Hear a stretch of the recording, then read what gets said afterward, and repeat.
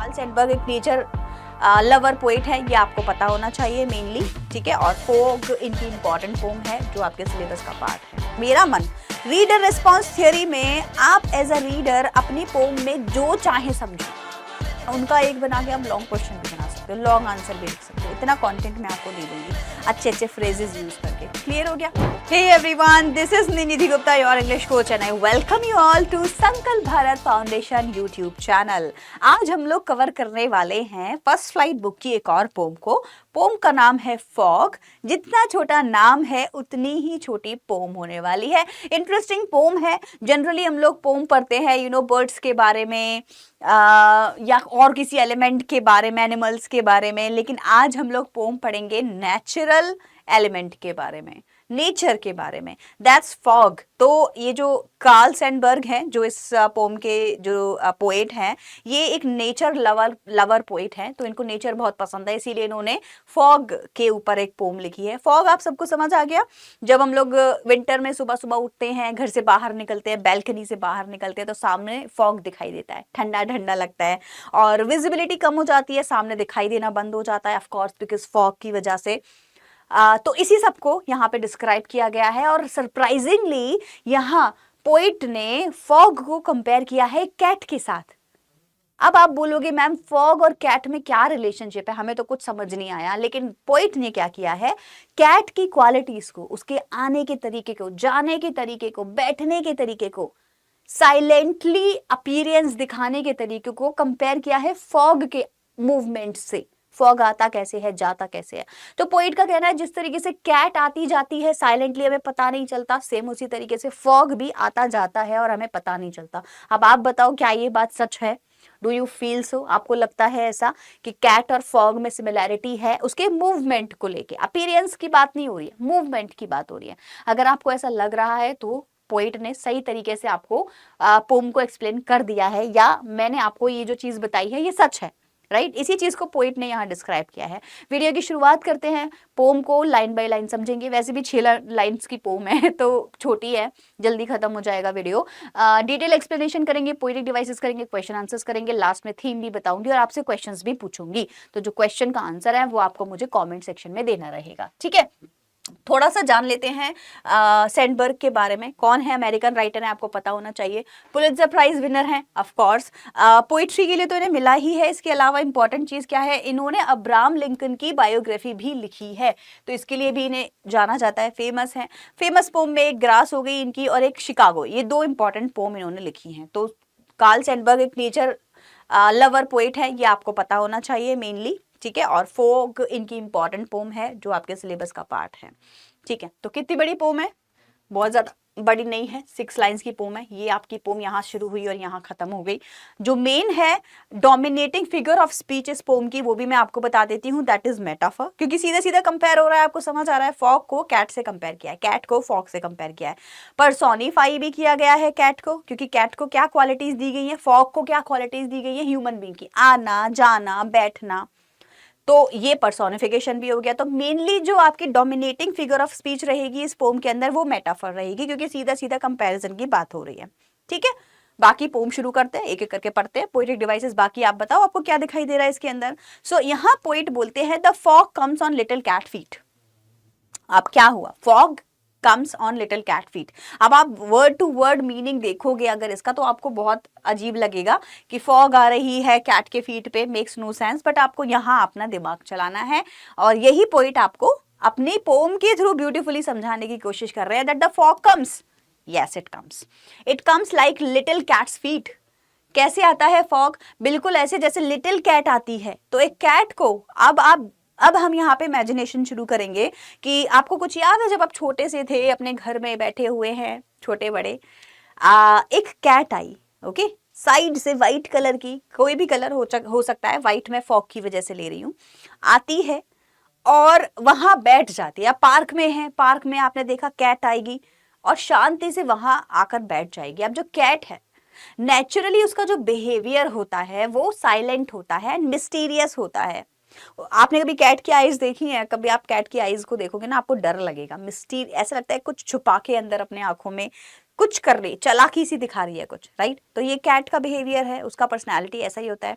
So basically जब आप किसी कैट को देखते हैं तो अब उसके आने का टाइम, जाने का टाइम अनप्रेडिक्टेबल है, हमें नहीं पता कब आ रही है, कब जा रही है, और कैसे आ रही है, कैसे जा रही है, वो भी अननोटिसेबल है। Mind this word, unnoticeable. Writer बोलते हैं कि सेम इसी तरीके से फॉग भी होता है। हम सुबह सुबह उठते हैं, हमें नहीं पता फॉग कब आया। इनफैक्ट आप ये चीज फील भी कर सकते हैं। अभी देखो विंटर आ रही है, आप लोग फील करना, फॉग नहीं होगा, कहीं नहीं होगा, ठीक है, हम बैठे होंगे एकदम से, जैसे दोपहर को तो धूप हो रही होती है ना, सन अच्छा खासा ब्राइट सा दिख रहा होता है, शाम होते होते क्या होगा, सामने सामने आपके फॉग आनी शुरू हो जाएगी और इतना सब कुछ धुंधला, विजिबल इनविजिबल हो जाएगा, आपको लगेगा अरे अभी अभी तो मैं देख रहा था सूरज निकला हुआ था, एकदम से कैसे अभी फॉग आ गया। Yes, because this is nature. ऐसे ही होता है, फॉग के आने का तरीका यही है कि वो चुपचाप आता है और स्टे नहीं करता, चुपचाप चला भी जाता है। तो आपने नोटिस किया होगा रात को, शाम को फॉग दिखाई देगा, पर सुबह सुबह एकदम दिखाई देगा, पर पूरे दोपहर के टाइम पे फॉग नहीं होता क्योंकि वहां पे धूप आ जाती है ऑलरेडी, राइट? तो फॉग के आने का मूवमेंट यहाँ बताया गया है कि कैसे आती है, कैसे जाती है। कैट कैसे आती है, कैसे जाती है, दोनों में सिमिलैरिटी है, दोनों ही चुपचाप आते हैं, चुपचाप चले जाते हैं। एंड द वर्ड इज अननोटिसेबल, कोई नोटिस भी नहीं कर पाता कि ये कब आए और कब चले गए।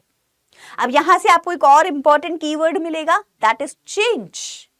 Change is inevitable. लिख दूं मैं आप लोगों के लिए इस लाइन को। चेंज क्या होता है? चेंज मतलब कि परिवर्तन ही जीवन का नियम है।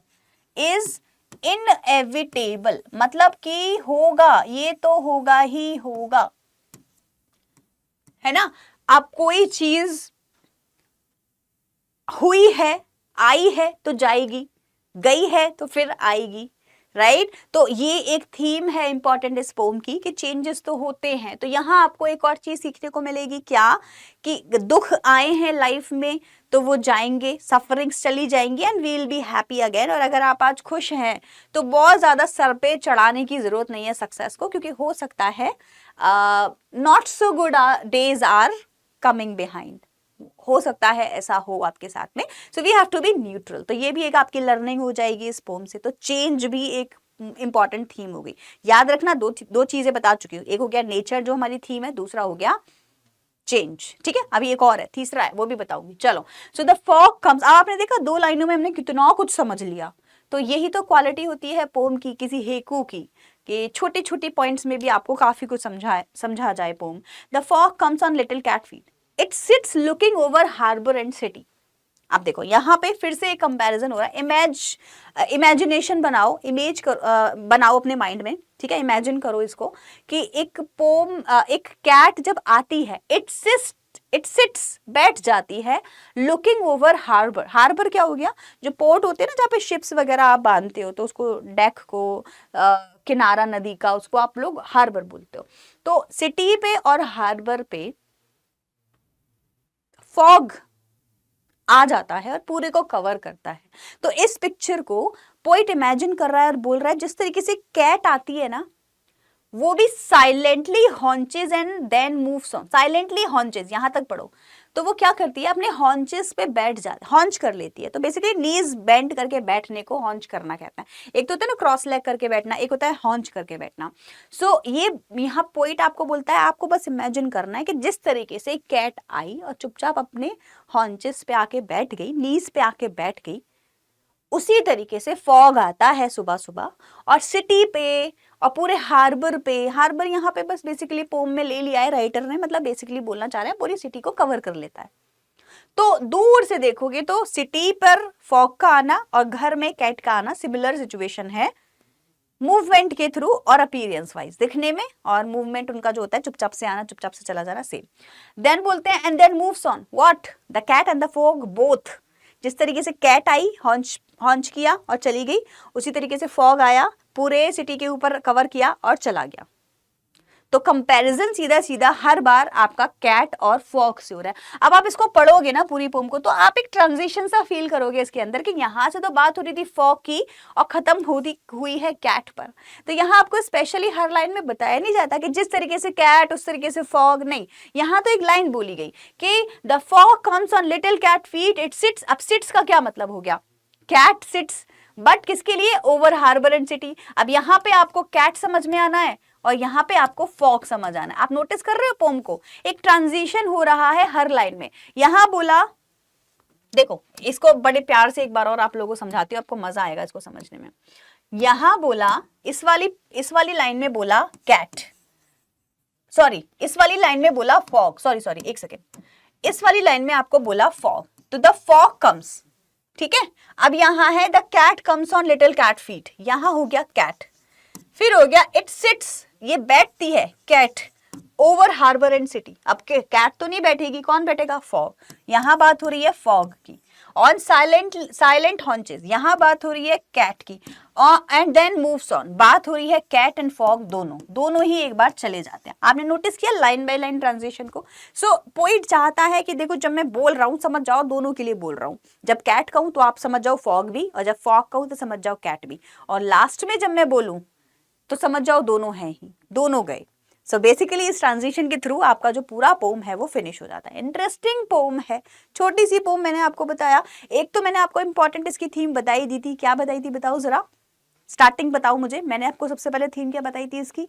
नेचर। नेचर से हमको क्या समझ आता है कि नेचर की पोम है, एलिमेंट नेचर है, फॉग है, तो फॉग को ब्यूटिफाई किया गया है अच्छे से, फॉग के बारे में हमें और ब्यूटिफिकेशन के थ्रू समझाया गया है। दूसरा हमारा क्या हो गया? Changes are very very important, inevitable है। आज कुछ हुआ है तो कल चेंज हो जाएगा। आज हम खुश हैं, कल हम हो सकते हैं परेशान हो। आज हम बहुत दुखी हैं तो हो सकता है कल हम बहुत खुश हो जाए। न्यूट्रल लाइफ का नजरिया आपका होना चाहिए। कोई चीज आती है तो जाती भी है, जाती है तो आती भी है, राइट? This is inevitable. तीसरा पॉइंट, जैसे मैंने अभी आपको क्या बताया था, हमारी लाइफ में होप होनी चाहिए कुछ अच्छा होने की। अब अगर मैं फॉग को डिफिकल्टीज से कंपेयर करूं यहाँ पर, ठीक है, मेरा मन रीडर रिस्पॉन्स थियोरी में आप एज अ रीडर अपनी पोम में जो चाहे समझो, डिपेंड करता है आप कितने क्रिएटिव हैं, कितने इनोवेटिव हैं और आपकी डिकोडिंग पावर कितनी अच्छी है, आप क्या समझ सकते हो। तो मैं बोलना चाहती हूं कि ये जो फॉग है, it's symbolising our difficulties and sufferings in our life. देखो एक अलग ही तरीका समझाऊंगी इस पोम को समझने का आपको। कैट और फॉग समझ लिया, अब देखो fog symbolises difficulties in our life, sufferings our life. तो पोइट आपको बताना चाहता है कि द फॉग कम्स, डिफिकल्टीज हमारी लाइफ में आती हैं। लिटिल कैट फीट धीरे धीरे आई, then it sits looking over harbour and city. इतना इंपैक्ट डालती हैं कि हमारा पूरा लाइफ साइकिल चेंज हो जाता है, या हमारे पूरा लाइफ पर उसका असर दिखाई देने लगता है। जैसे फॉग ने पूरा सिटी कवर कर लिया, डिफिकल्टीज ने हमारा पूरा दिमाग कवर कर लिया, हम इतने ज्यादा डिप्रेशन में या इफेक्ट हो जाते हैं इस चीज से। On silent haunches and then moves on, आता है, बैठता है, कुछ टाइम के लिए रुकता है, बट ध्यान रखो दैट चेंजेस आर इनएविटेबल। आया है तो चला भी जाएगा, तो दुख आएगा और चला जाएगा, प्रॉब्लम्स आएंगी और चली जाएंगी, डिफिकल्ट टाइम आएगा और चला जाएगा। तो हमने क्या सीखा? हमने सीखा hope. We should always be hopeful, हमें ऑप्टिमिस्टिक रहना चाहिए, क्योंकि चेंजेस तो होने ही है लाइफ में। अगर आज अच्छा समय नहीं चल रहा तो हैव होप इन योरसेल्फ, और कल हो सकता है आपका समय अच्छा हो जाए। बन गई एक्सप्लेनेशन। अब यहाँ आपको फॉग को किसी भी चीज से कंपेयर करके अपने माइंड से जो आपको लग रहा है आप बोलो, ये आया और वो गया, और आपकी मेन थीम क्या हो गई? चेंजेस। डिफिकल्ट टाइम गया तो होप। ठीक है, आया समझ में? सो बेसिकली आप पोम के अंदर से कितनी भी एक्सप्लेनेशन डिराइव कर सकते हैं जितनी आप चाहें, जो भी आपको समझ में आ रहा हो। So mainly exam point of view से हम फॉग और कैट को कंपेयर करते हैं और उस तरीके से इसको समझते हैं, एंड डिफिकल्ट प्रॉब्लम्स को या होप को भी एक थीम मानते हैं। इसीलिए जब मैं यहाँ थीम लिख के लाई हूँ आपके लिए, तो मैंने यहाँ पे 3 थीम आपके लिए लिखी है। देखो, theme and central idea of the pome में मैंने आपको दिया, एक हो गया आपका नेचर, एक हो गया आपका चेंज, एंड एक हो गया आपका होप। तो अब तक जो मैं आपको समझाई आई हूँ, अगर आपसे सेंट्रल आइडिया लिखने को आए तो आप चेंज एंड होप वाला सिनारियो के थ्रू इसका सेंट्रल आइडिया भी लिख सकते हैं। क्या बोलेंगे आप उसमें?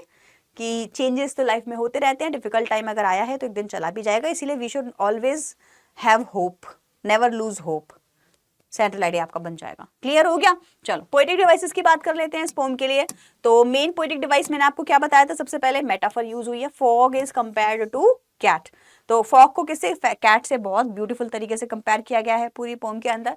इसके अलावा हमको क्या दिखाई देता है? एन्जाम्बमेंट दिखाई देता है। So when a sentence continues to the next line, वो हम क्या बोलते हैं उसको, फॉग बोलते हैं। तो यहाँ पे देखो, it sits looking over harbour and city on silent haunches and then moves on. ये पूरी ही लाइन आपकी क्या है, बिना फुल स्टॉप बिना कॉमा के सीधी सीधी कंप्लीट हो रही है, एक सेंटेंस बन गया, इसको हम एंजाम्बमेंट बोलते हैं।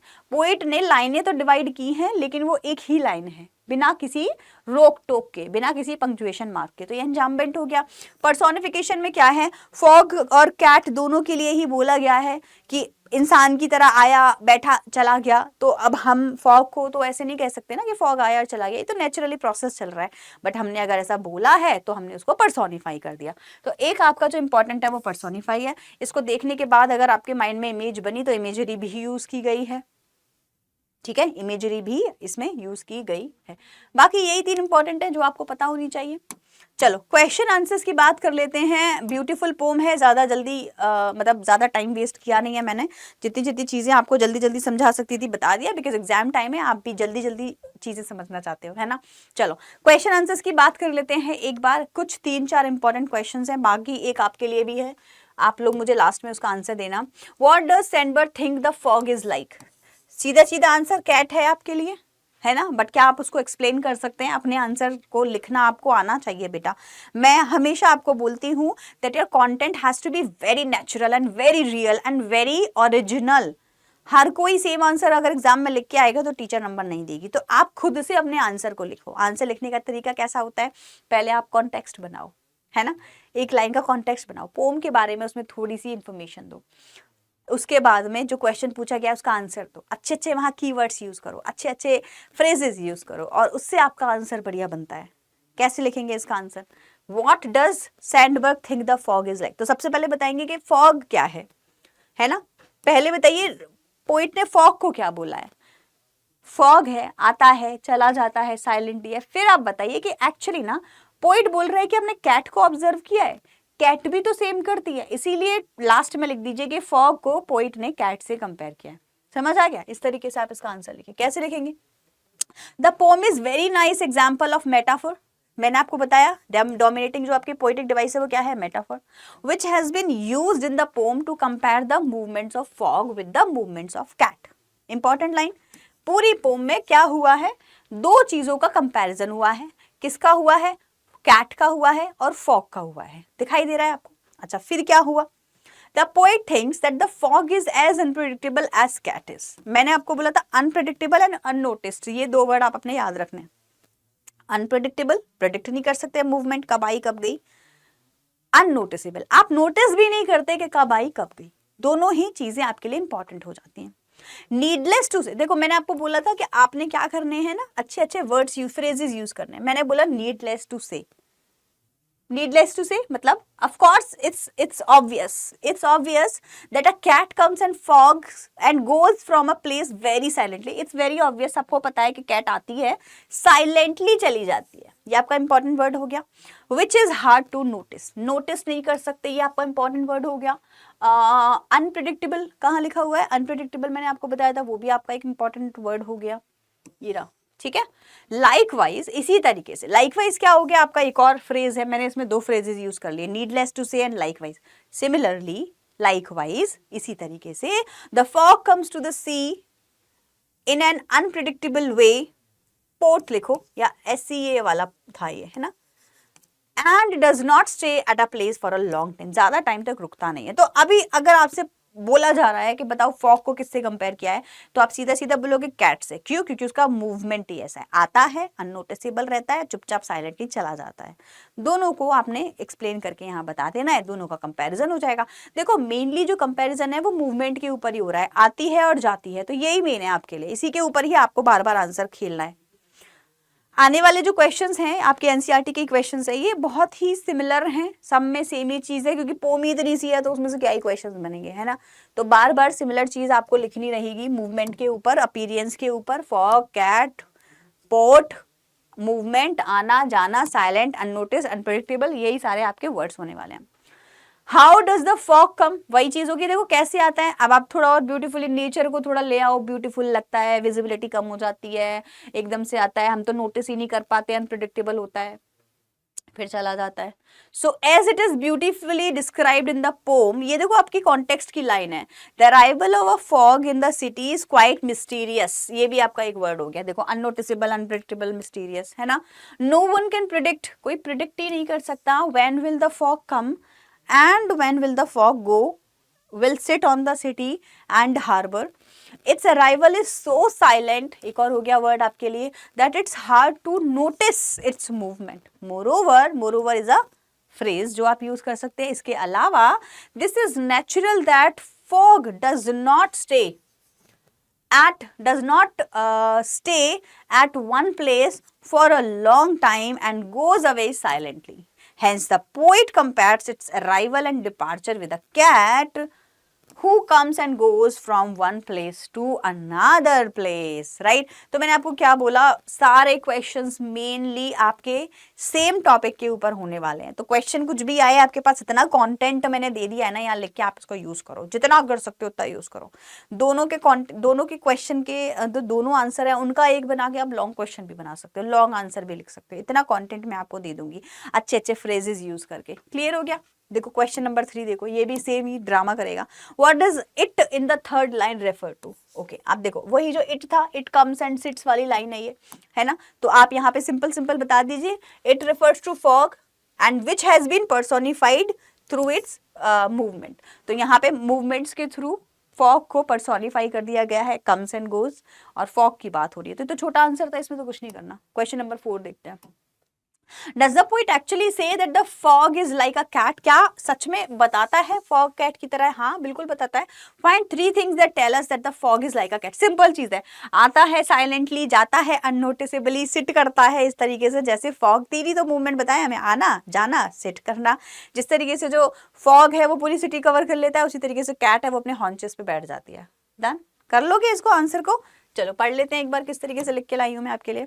सो entire poem is based on the poetic device metaphor. मैंने आपको पहले ही बता दिया था कि ये क्या है, dominating metaphor figure of speech है, which clearly compares fog with a cat. ठीक है, the poet mentions in the poem that the fog comes on its little cat feet, implies that the fog arrives as silently as a cat. Done. Next, he says it sits looking over harbor and city. So the fog sits and looks over a city just like a cat visits a place and looks here and there. तो जिस तरीके से cat आती है, बैठती है haunches पे, इधर उधर देखती है और चली जाती है ना। ऐसा होता है ना, मेरे तो बचपन में बहुत हुआ था। मम्मी कहती थी दूध रखा है यहाँ पे किचन के, गेट नहीं खुलेगा कोई, और मैं पानी पीने जाती थी, गेट खुला छोड़ जाती थी। भाई पता नहीं कब कैट आती थी, कब दूध पी के चली जाती थी, फिर हम लोग जाते थे, देखते थे मलाई निकली हुई है, दूध फैला हुआ है, मतलब कैट आई। तो बहुत डांट पड़ती थी उसके बाद में है ना, बहुत डांट पड़ी है मेरी। तो ये क्या हुआ, बेसिकली कैट की वजह से हुआ। तो कैट का आना जाना सच में मिस्टीरियस है। तो पोम तो रेलेवेंट है, पोम तो मुझे समझ आ रही है। ठीक है, चलो। So further he claims on silent haunches, बाद में वो बोलता है साइलेंट haunches पे बैठती है और फिर चली जाती है। So the fox sits on her knees just like the cat and then moves away very quietly without being noticed. Same line है, सेम पॉइंट, 3 मूवमेंट थे मैंने आपको बता दिया, आना, जाना, बैठना और थोड़ा घूमना। तो ये हुआ आपका पूरा चैप्टर, पूरा पोम फिनिश।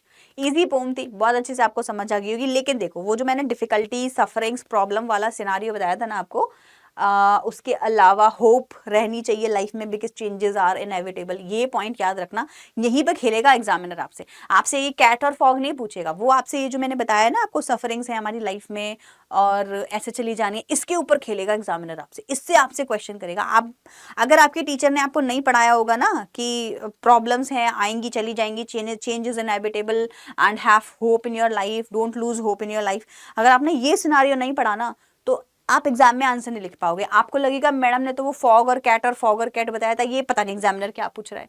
तो पोम इतनी थोड़ी सिंपल होगी, 10th की पोम है इतनी थोड़ी सिंपल होगी कि फॉग और कैट से कंपेयर, नहीं ना, कुछ तो इंटरेस्टिंग होगा उसमें। तो उसमें जो इंटरेस्टिंग एलिमेंट है ना वो है होप रखने वाला, चेंजेस होंगे लाइफ में, अगर आज कुछ खराब है तो कल अच्छा होगा, ये एलिमेंट इंपॉर्टेंट है, इसको ध्यान रखना। चलो आगे बढ़े, ठीक है जी। सो दैट इज इट आज के लिए, आप लोगों के लिए। अब आप लोगों के लिए क्विज है, मैं आपसे क्वेश्चन करती हूँ, आप लोग मुझे बताओ what is the name of the poet of this pome. इस पोम का जो पोएट है उसका नाम मुझे कमेंट सेक्शन में सब लोग लिख के देंगे अभी के अभी, and I will check that कि किसने करेक्ट स्पेलिंग लिखी है पोएट की।